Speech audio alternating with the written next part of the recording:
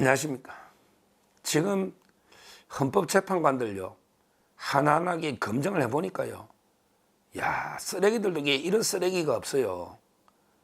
진짜 이게 심각한 문제들이 한두 개가 아닙니다. 그 중에 문영배, 이미선, 정계선 이런 자들이 훨씬 심하죠. 문영배는 이제 제가 여러 재산 문제나 이재명하고 유착 문제 쭉 말씀드렸고요. 이미선이 이 자들에게 완전히 비리의 종합 세트입니다. 비리의 종합 세트예요. 제가 이미선에 대해서 이제 하나 미리 동영상을 했죠. 그게 뭐냐? 이미선이가 남편이 이제 오충진 변호사잖아요. 이 변호사가 이제 권순일이 우리 김만배 있잖아. 화천대유 김만배 권순일 알잖아요. 거기에 같은 YK 로펌에 근무한다. 근데 이게 왜 이해충돌이죠? 바로 탄핵 사유 중에 판사 체포가 있거든요. 근데 거기에 판사 체포에 현직 판사로 김동연 이런 게 있고요. 또 선관위원장 했던 노태학이나 이런 게 있고, 그 다음에 권순일이도 체포해라 했단 말아. 말도 안 되는 게 사유에 들어가 있거든요. 그러니까 딱 이해충돌 되잖아. 탄핵 사유 속에 판사 체포 중에 권순일이가 있는데 거기 권순일이 같은 로펌에 이미선의 남편이 있다. 그러면 이게 딱 이해충돌 되잖아요. 탄핵 사유하고. 하여튼 그리고 또 이미선이가 주식 문제. 아니 판사하면서 자기가 맡은 사건에 건설회사 주식을 13억 이상 사납고 판결에 따라 추가 매입하거나 또 판결을 질 때는 내부 정보를 알고 미리 팔아버리는 이게 의혹이 있단 말이야. 엄청난 의혹이죠.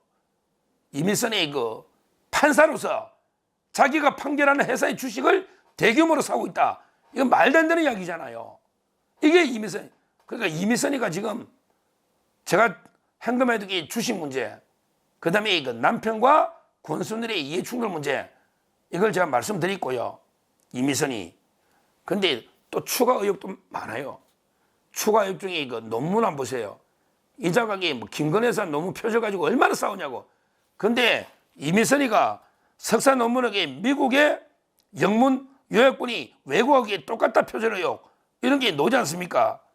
석사 논문 활부 매매의 법적 규제에 관한 고찰. 이게 부산대 대학원 논문이단 말이에요. 95년에 할부 매매에 있어서 법적 규제. 근데 이게요, 이게 다른 논문하고 거의 일치한단 말이야.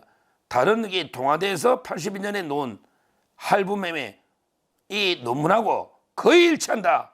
이런 의혹도 나오고 있지 않습니까? 이것도 검증해 봐야죠. 논문을 표절해가 베끼는 것도 범죄입니다. 이런 자가 헌법재판하면 국가의 수치입니다. 빨리 이 논문은 검증을 해라. 그러기 발표해라. 논문 취소하고 발표해라. 이렇게 먼저 촉구하고요. 자, 이번 동영상이 진짜 심각한 게 놓습니다. 이거는요, 제가 지금부터 제기하는 문제는 그나기는 공정의 문제가 아니고 불법의 문제입니다. 이거는 불법의 문제입니다. 엄청나게 심각한 문제. 일반적인 공정성, 회피, 기피 이런 문제가 아닙니다.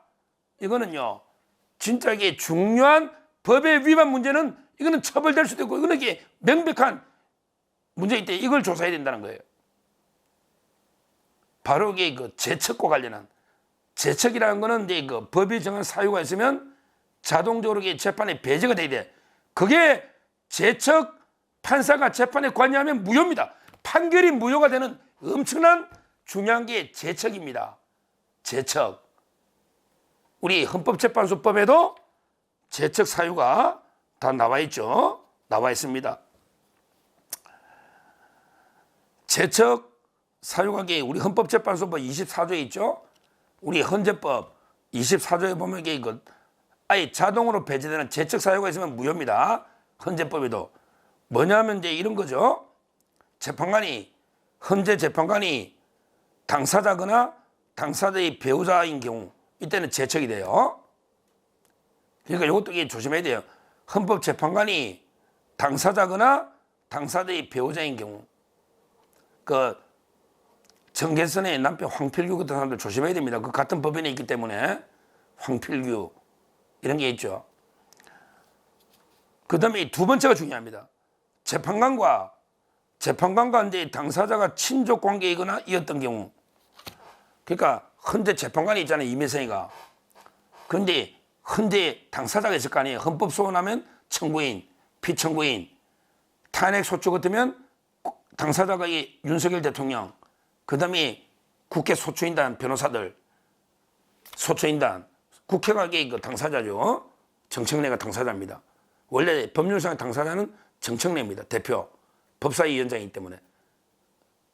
그러니까 자 여기서 이게 그 중요한 게요. 이미선이가 이게 옛날에 재척 사유임에도 불구하고 재판에 관여한 의혹이 있다. 이거는 조사하면요. 이거는 완전히 형사처벌까지 가능한 엄청난 사유이기 때문에 재판을 무효로 만들어버리는 재척 사유가 있으면 이게 자진 신고 안 하면 이게 엄청난 일이 생깁니다. 재판 자체가 원칙 무효가 돼버리면 따라서 이게 형사처벌까지 됩니다. 재척 사유를 신고를 해야 돼. 안 하면 이게 그 속이 가지고 이게 판결에 참여하기 때문에 엄청난 문제가 될 수가 있습니다. 재척 사유는. 예를 들어 이게 판사가 재판하는데 저자가 내하고 친족, 뭐 팔촌까지라도 친족이잖아요. 근데 친족인데 이걸 신고 안 하고 재판해버렸다. 그러면 이게 나중에 엄청난 문제가 돼가 민사 형사 문제까지 다 될 수가 있는 거예요. 자, 그럼 이게 누구하고 이게 당사자 문제냐? 이미선의 재판관이에요. 이미선 재판관의 친동생이 변호사입니다. 이상희 변호사입니다. 이미선이가 26기잖아요. 26기. 70년생인데 원래 69년하고 다녔어요. 빠른 70. 이미선이가 26기. 근데 그 친동생이요. 친동생이 28기, 2년 후배예요. 이름이 이상희입니다. 제가 이게 28기잖아요. 저하고 동기입니다. 이미선의 여동생이 이상희 변호사가 저하고 사법연수원 동기입니다. 이상희가 유명해요. 제가 이게 연수원 때부터 잘 알아요. 이름을. 유명해요. 왜?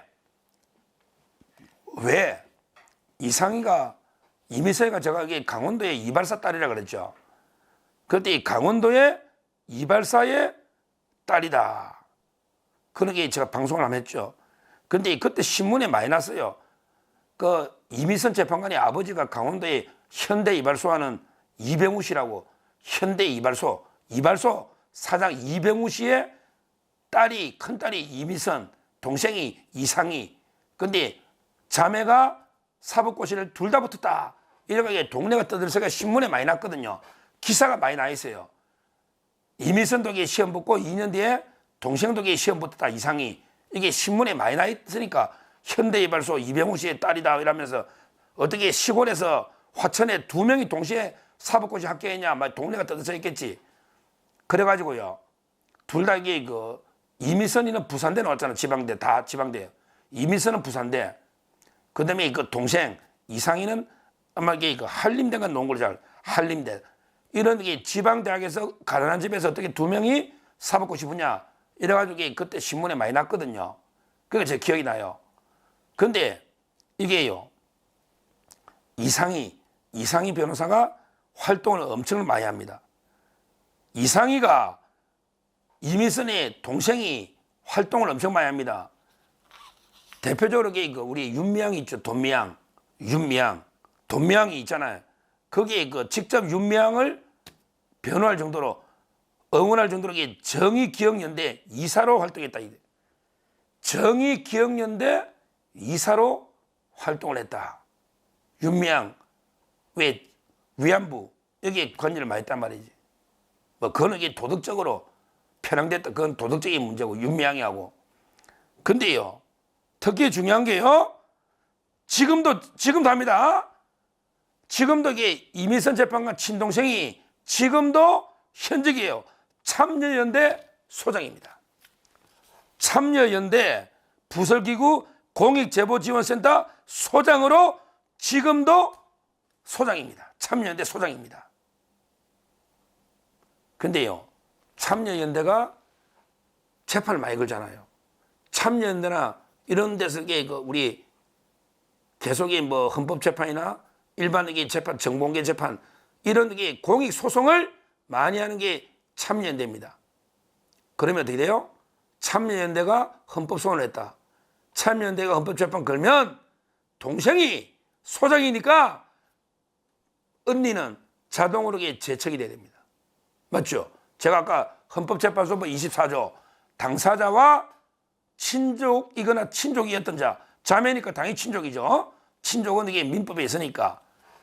근데요, 이런 의혹들이 많이 있다는 거예요. 제가 하나는 글 올라온 것만 보면 2021 헌바 39, 2021 헌바 39 여기 참여연대가 당사자인 헌법소원이 있었다는 거예요. 여기 이미선이가 관여했다는 의혹이 있습니다. 의혹입니다. 한번 찾아봐야죠. 2021년 헌바 39 사건까지 와 있으니까 거기에 참여연대가 당사자다. 그러면 이게 참여연대 공익센터 소장이 동생이다. 그러면 이게 언니는 어떻게 해야 된다? 언니는 이게 내가 신고하고 내 동생이 참여연대 관계자입니다. 제가 이게 빠지게 되겠습니다. 피해야 되죠. 이건 자동 재척 사유야. 당사자하고 이게 당사자의 관련자니까 맞잖아요. 참여연대 소장이고 참여연대니까 참여연대라는 건 실체가 없죠. 그러니까 거기에 대표나 소장이 당사자야. 그렇잖아요. 그러면 이게 재판에 자동 배제되는 거예요. 근데 이민성이가 신고 안 하고 속이고 재판을 계속했다. 이런 게 의혹이 제기되고 있다. 그 사건에 2021 헌바 39 헌법소원에 이민성이가 관여한 이거는 엄청난 이거는 뭐 도덕적인 문제가 아니고요. 자기 동생이 참여연대에 있는데 참여연대 간 소송에 언니가 재판했다. 이거는 엄청난 일입니다. 이게 뭐 각하가 됐든 어쨌든 그게 중요한 게 아니고 거기에 관계했다는 게 중요한데 제 말은 이민성이가 재판관을 지금 6년 임기 아닙니까? 6년 임기. 이번에 4월달에 나가잖아. 그 사이에 참여연대나 동생이 관여한 사건이 없는가? 이걸 우리가 검증을 철저히 해봐야 된다는 거예요.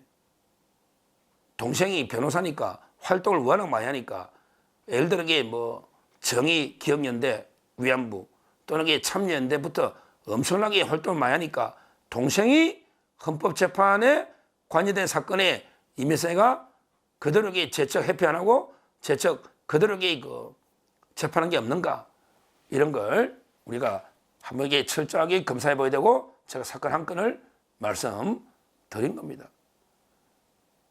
이런 자한테 우리가 재판받아도 되겠습니까? 대통령이 보십시오. 이민성이가 그때 최연소 여자재판관 최연소라고 얼마나 했습니까? 문재인가 부산에 있는 사람 많이 임명했거든. 문재인가 직접 지명한 거 아닙니까? 문영배하고 이민선. 문재인가 다 부산대학 나오고 저기 다 부산 출신이잖아. 문영배는 부산의 향판이고. 그런데 더 웃기는 게 하나 있어요. 더 웃기는 게 이성윤이라고 아시죠? 이성윤. 이 자각이 법안을 발의했어요. 법안을 발의한 게 뭐냐? 헌재 재판관이 정년이 되더라도 진행 중인 사건이 있으면 임기가 계속 연장된다. 이게 말입니까? 그러면 이게 헌재 재판관 임기가 무한대로 가겠네. 진행 중인 사건이 있으면 그 끝날 때까지 다음에 이게 헌재 재판관이 사건이 한두 건이냐? 그러면 이게 임기가 6년 아니라 죽을 때까지 60년 동안 미국처럼 종신제 가겠네. 이게 법입니까? 그러니까 이성윤이는 4월 18일 날 2명이 나가는데 나가더라도 윤석열 대통령 재판은 하고 있으니 중요한 거 하고 있으니 그 끝날 때까지 임기가 연장이 된다. 이런 말도 안 되는 법안을 발의한 겁니다. 민주당이. 이게 법입니까? 그럼 죽을 때까지 해야지. 진행 중인 사건이 끝날 때까지 계속 연장되면 그러면 이게 윤 대통령 재판, 한덕수 재판, 뭐 누구 재판 내가 다 관여하니까 무한대 가야 되겠네? 임기가 없네? 우리 헌법에 임기는 6년입니다. 헌법에 대해서 6년. 우리 헌법에 6년 임기입니다. 그런데 어떻게 임기를 내릴 수가 있습니까? 이성윤, 이 자가 법조인한 자가 헌법을 어기면서 이게 4월 18일 퇴임을 막기 위해서 윤 대통령 재판 끝날 때까지 임기가 연장된다. 이런 게 말도 안 되는 법을 발의한 겁니다. 발의한 거예요. 하여튼 안에 진짜 까도 와 양파 옛날에 조국이처럼 조국이가 까도 의혹이 나오잖아. 지금 여기 이자들이 그래요. 이 좌파 현재 재판관들이 까도 이게 의혹이 나옵니다. 이민선이는 오늘 논게 논문 완전히 그대로 벗겨버린 표절, 그 다음에 그 동생이 참여연대 소장인데 자기가 재판에 그대로 관여해버린 재척 사유인데 이런 게 심각한 의혹이 나왔다. 그리고 이게 그 판사할 때 주식, 내부 정보 이용, 이거 큰 문제거든요. 그 다음에 남편이 탄핵 사유 중에 그 들어가 있는 권순일 재판관에게 같은 법인이 있는 지금 의혹이 몇 개입니까? 지금이라도 이민선은 빨리 자진 피해라, 재판 회피해라. 아니면 이게 빨리 뭐 퇴임시키게 되는 거예요. 퇴임시키게 되는 거예요. 지금 재판이 지금 심각한 공정성에 대위기가 있다. 문영배, 이미선, 정계선 이런 자들이 탄핵에 저는 재판하면 절대 인정 못합니다. 절대 인정 못합니다. 미리 결론 다 내려놓고 10년에게 그냥 형식적으로 그냥 명부상하려고 하는데 그걸 어떻게 인정합니까? 절대 우리가 재판에 승복할 수 없다. 지금이라도 이런 게 말도 안 되는 정치판사들, 문영배, 이미선, 정계선 이런 자들은 빨리 재판에서 배제된다. 이렇게 말씀드립니다. 감사합니다.